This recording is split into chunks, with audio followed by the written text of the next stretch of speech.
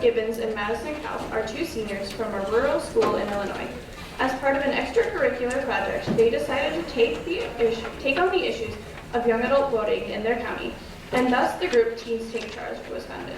After visiting 6 area high schools and registering nearly 300 voters, they hope to inspire others that each individual matters and that they can make their own opportunities. Please join me in welcoming Anna Beth and Madison all the way from Illinois this morning.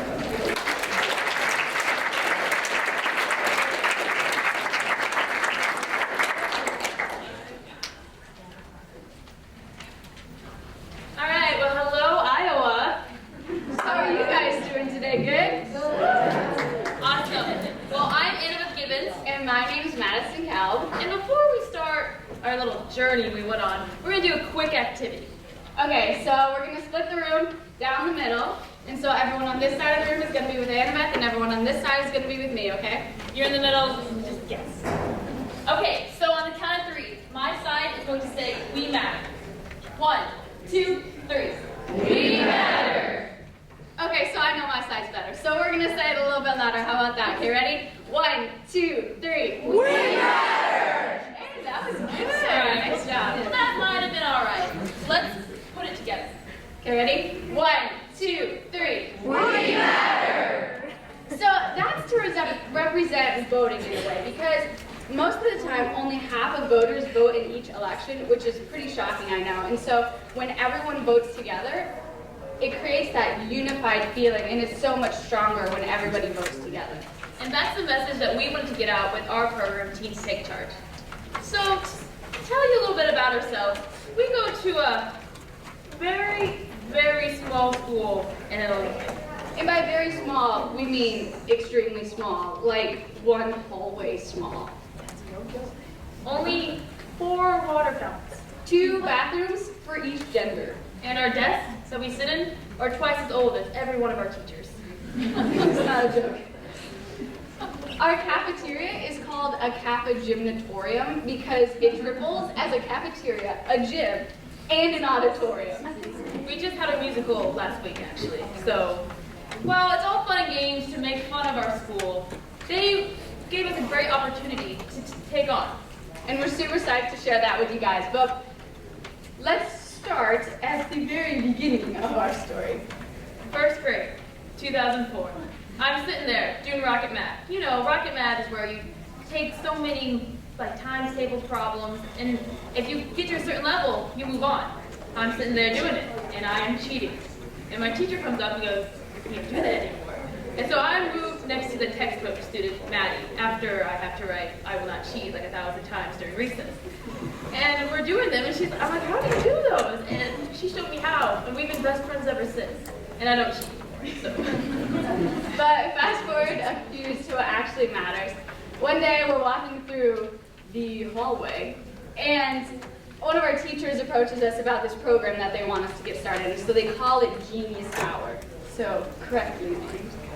And so they wanted us to get this program started in which we took on a subject that we were super interested in, and then we would take our time during the school day and grow with that and really work on that by ourselves and have this project that we would do together. And so we figured that we're already very involved in everything since we do go to a small school, that we might as well throw something else on top of it. So because of our friendship, we started brainstorming, what should we do? So we're thinking, and we're thinking, and we're thinking, and it was in January when we started this project, so something definitely big in January, and even now, is the presidential election, right? So we decided that, hey, let's do something with the election. And so our county clerk came to our school and registered some of our students in our American government class, and we decided that's a great idea. We should go to other schools around the area and register their students that are old enough to vote, because we were super excited about voting. And it's our first time that we get to be adults and we get to voice our opinions, so we wanted to have other people have that opportunity as well. Because this is the first time that 1, 2, 3. We matter. All right, that was awful. Let's try that again. 1, 2, 3. We matter. So we had that idea, and we're like, yes, this is a great idea. Let's do it.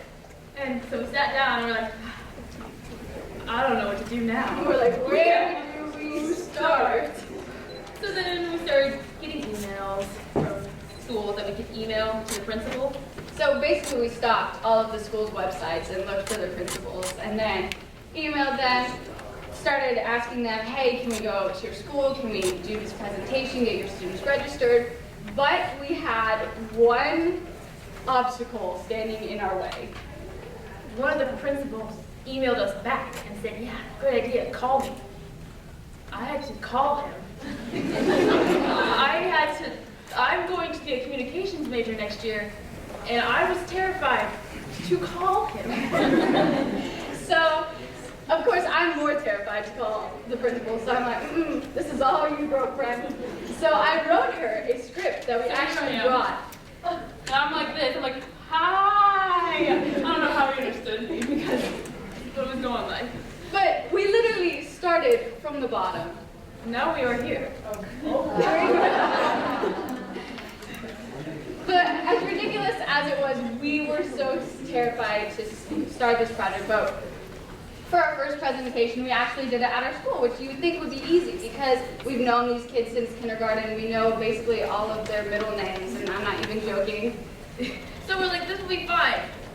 But it was not. We're sitting up there, we're standing up there, we're like, so nervous, and our teacher's like, go, go. And we're like, no. We were basically, you know, like little kids when you're at the pool or whatever, and their parents are like shoving them off the diving boards. That was us, because we're like, no. But it was more embarrassing to go back down, so we just had to stand there. And so we gave our first presentation, and it was really bad. So from that, we were nervous. So we were like, I'm standing there, and I get super big speech anxiety. Like, it's awful. Like, my palms are sweaty, like, knees weak, arms are heavy, vomit. There was no vomit, I swear. But so, after that, we're like, okay, we gotta get our stuff together. We need to make this next presentation in front of a school that we barely knew kids from, and we need to make it great. And that's what we did. We went out there, and we gave this completely different presentation. Our teacher that had previously pushed us out there and told us what to say was back in the back of the room tearing up, going, oh my goodness, I don't have to tell them what to say. We were basically life-changing. She was moved. But after we started going on these presentations, people in the local community started to notice. And so we got coverage from the local newspaper, radio station, even television, which was really exciting for us because we're like, wow, we're celebrities. But within a month, we were able to go register almost 300 students from 6 schools in the area, which was crazy because we're sitting there January 4th, the day that we came back from school, and we're like, how do we get started? And then it's February, and we're like, hey, look at us. Easy. And so this was more than we actually ever imagined it would happen. And it may sound like it was kind of a breeze, but from the start, it was kind of hard because, well, first of all, after we got over the fact that principals wouldn't email us back, the ones that we wanted us to email back didn't.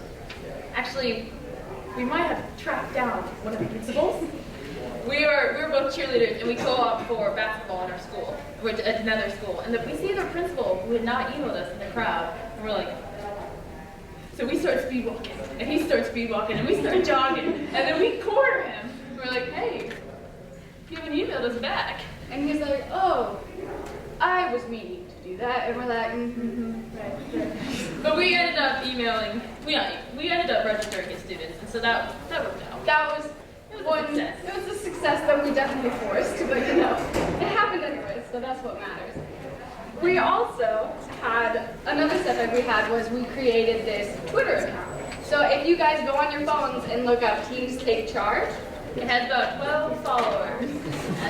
So of the almost 300 students that we registered, every time we went to school, we're like, hey, we got this Twitter, follow us on Twitter. And they're like, even our friends who were Snapchatting, and they're like, sorry, I don't have enough data.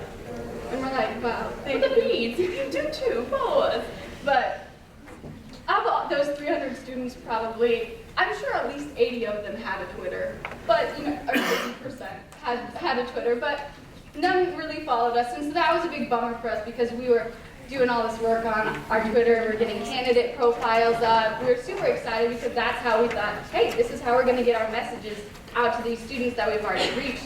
And that didn't quite catch on the way we hoped it would, but once we got over that, It was alright. We got over it.